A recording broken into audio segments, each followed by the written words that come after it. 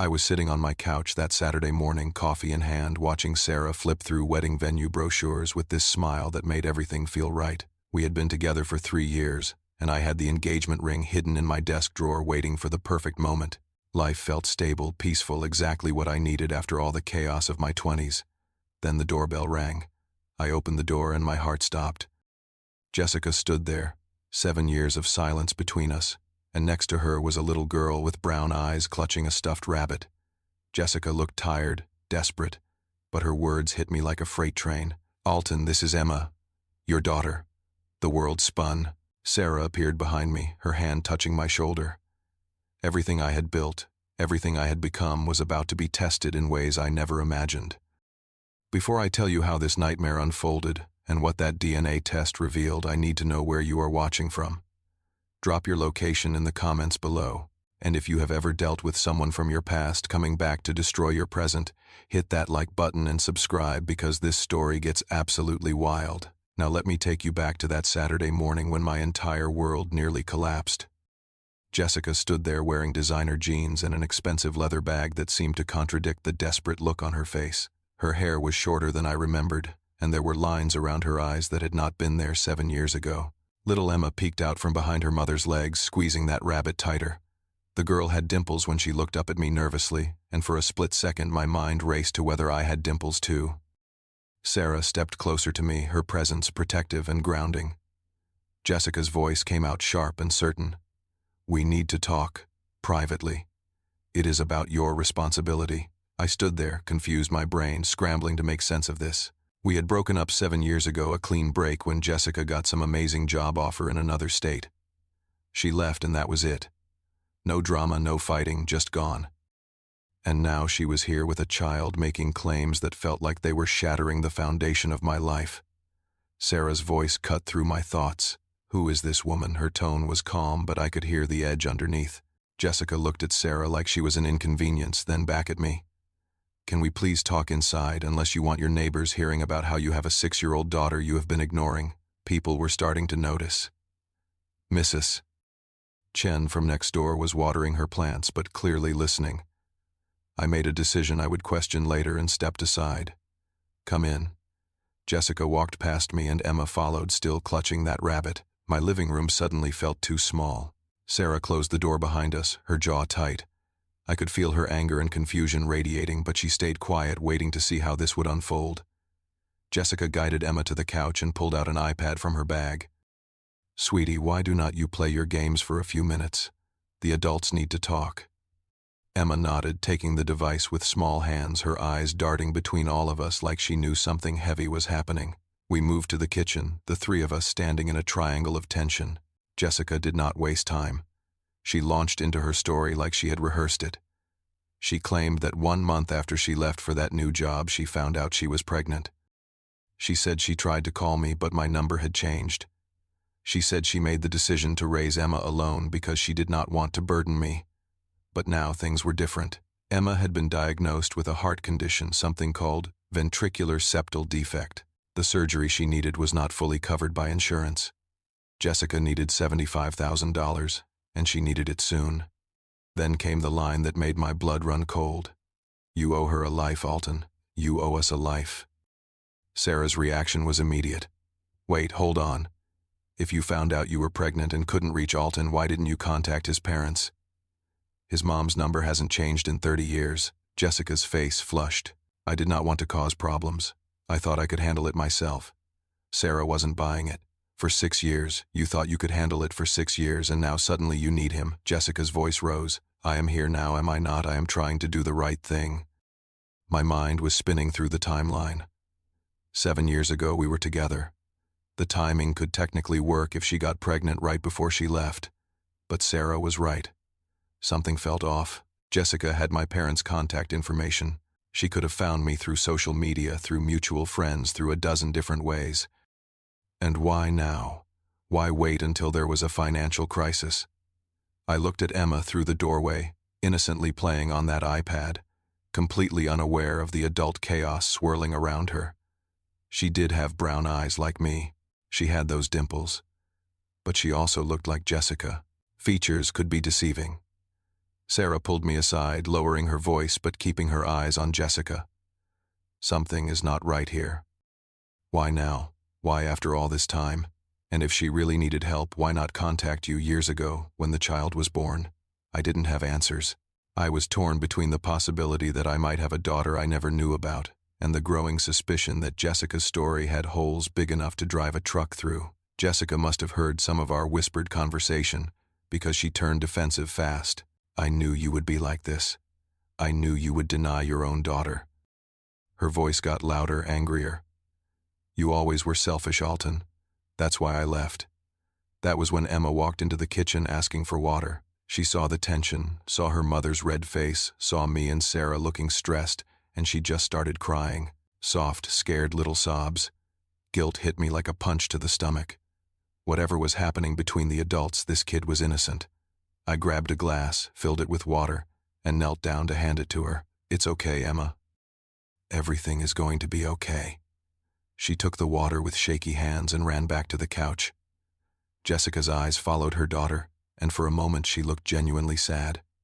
But then her walls went back up. I am not leaving here without some kind of commitment from you, Jessica said. Either you help financially right now, or we go through the legal system and establish paternity formally. But one way or another, you are going to take responsibility. That was when I made my decision. I will take a DNA test. If Emma is mine, I will do everything I should have been doing all along. But I need proof, Jessica. You have to understand that. Jessica's face twisted with hurt or anger, or maybe both. You do not trust me. After everything we had together, Sarah stepped in, her voice firm. This isn't about trust. This is about facts. If Alton is the father, a DNA test will prove it. If he is not, then we all need to know that too. I called Marcus, my best friend from college, who happened to be a lawyer. He answered on the second ring, heard the panic in my voice, and said he would be there in 30 minutes. While we waited, the tension in my living room was suffocating. Jessica sat on one end of the couch, Emma on the other. Sarah and I stayed in the kitchen talking in low voices about what to do next, how to handle this, what it all meant. When Marcus arrived, he brought a sense of order to the chaos. He was calm, professional, and he laid out exactly what needed to happen. A certified paternity test through a proper lab. No home kits, no shortcuts. Results in 3 to 5 business days. Jessica resisted at first. This is insulting. I came here for help, and you are treating me like a liar. Marcus's response was diplomatic but firm. If Alton is the father, this test protects your daughter's rights. It establishes legal paternity, which means legal support. It is actually in your best interest. Jessica seemed to realize she did not have much choice. She agreed, but then came her demand. She needed a place to stay until the results came back. She wasn't from around here anymore, and she needed somewhere for her and Emma to sleep. Against my better judgment, and with Sarah giving me a look that said she thought I was crazy, I agreed to pay for a hotel for 3 nights. We scheduled the DNA appointment for Monday morning first thing. As Jessica gathered Emma and prepared to leave, she turned back at the door. Her eyes met mine, and there was something hard in them. I hope you can live with yourself until then, knowing you doubted your own daughter. She left the door closing behind her, and the silence that filled my apartment was deafening. Sarah turned to me, and I could see tears in her eyes. Not sad tears, angry, frustrated, scared tears. "What are we going to do?" she whispered. I pulled her close. "We are going to find out the truth, and then we are going to deal with whatever comes next." But inside I was terrified. Terrified that Jessica was telling the truth. Terrified that she was lying. Terrified that either way, my life was about to change forever. That night I did not sleep. Sarah lay next to me, also awake, both of us staring at the ceiling in the dark. Around 2 in the morning, she finally spoke. "I trust you, Alton. I know who you are, but I need to know the truth too. I need to know what we are dealing with." Her voice cracked a little on that last part. We talked for hours about our future, about the engagement ring in my desk drawer, about the families who were already excited for us to take the next step, about how one person from my past could potentially unravel everything we had built. I told her something I had been afraid to say out loud.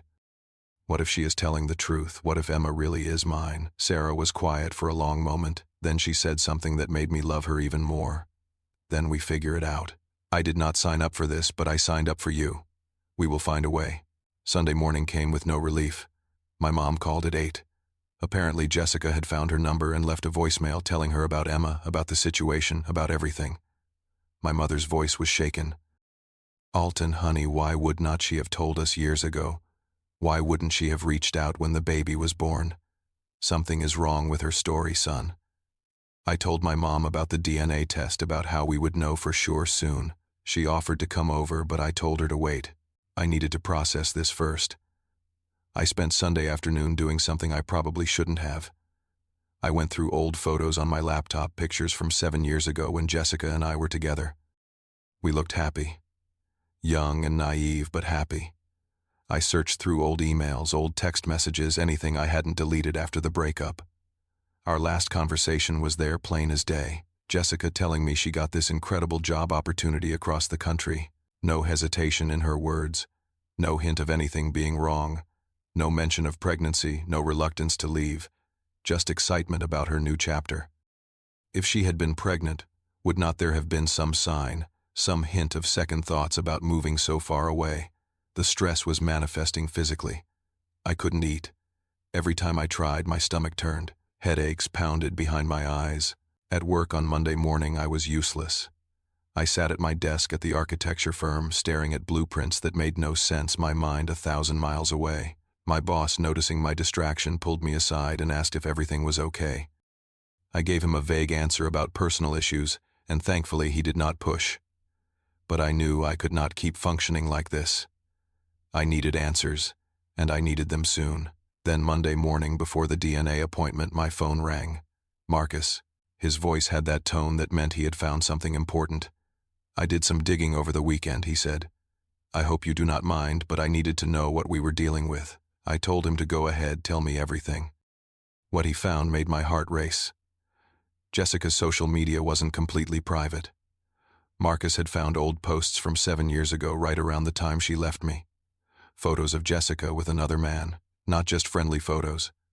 Couple photos, arms around each other, kissing in one of them. The man's name was Brad Wellington. He worked in finance. The location tags on the photos were not even in the city Jessica claimed she had moved to for work. Marcus kept going. The photos of Jessica and Brad together stopped appearing about 6 years ago. Recent posts on Jessica's page showed financial struggles. She was selling furniture, jewelry, posting about how hard life was as a single mother. But in all those posts about Emma, not once did she mention a father. Not once did she tag anyone or reference anyone helping her. Then Marcus found Brad Wellington's current social media. He had gotten married 3 months ago to a woman from a prominent, wealthy family. His page had been scrubbed clean of any reference to Jessica. All old photos with her were gone. I think Emma is his daughter, Marcus said. I think Jessica was with Brad when she left you. I think he supported them for a while but recently cut her off because he's married now. And I think you are the backup plan. The nice guy who she thinks will step up because that is who you are. I felt sick, relieved but also sick. Sick that someone could be this calculating. Sick that a child was being used as a pawn. When I told Sarah what Marcus found, her reaction was instant. I knew it. I knew something was wrong. But we both agreed. We still needed the DNA test. We needed absolute proof, because this was too important to rely on social media detective work. The DNA test appointment was at 10 in the morning at a clinical lab across town. The place smelled like antiseptic and had those fluorescent lights that made everything feel cold. Jessica arrived 15 minutes late, looking frazzled. Emma was with her, dragging that stuffed rabbit on the floor. The little girl looked scared when the lab technician explained the cheek swab. I found myself kneeling down next to her, even though doubt was screaming in my head, and said, "It doesn't hurt, I promise.